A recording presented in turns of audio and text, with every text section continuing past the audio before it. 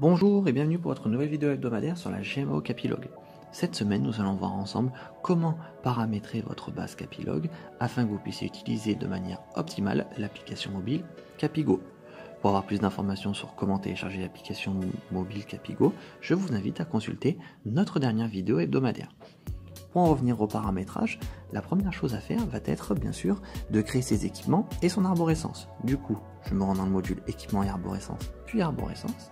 Et c'est donc à ce moment-là que je vais pouvoir créer ma structure jusqu'au niveau final concernant les différents équipements présents dans ma base.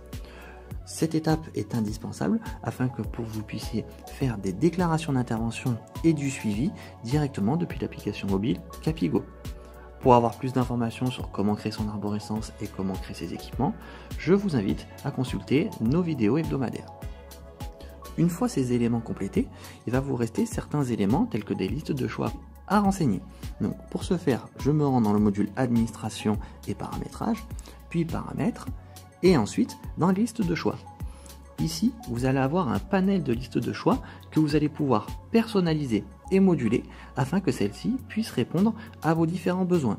Donc par exemple, la première va concerner les états, c'est-à-dire le statut d'avancement de vos différentes interventions. Donc là, par défaut, nous en avons renseigné 4, demander, à faire, en cours, terminé.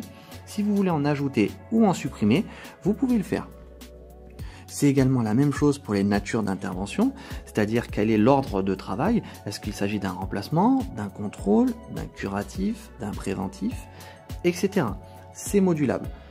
Une fois toutes ces listes de choix renseignées, vous allez pouvoir les retrouver sur l'application mobile Capigo.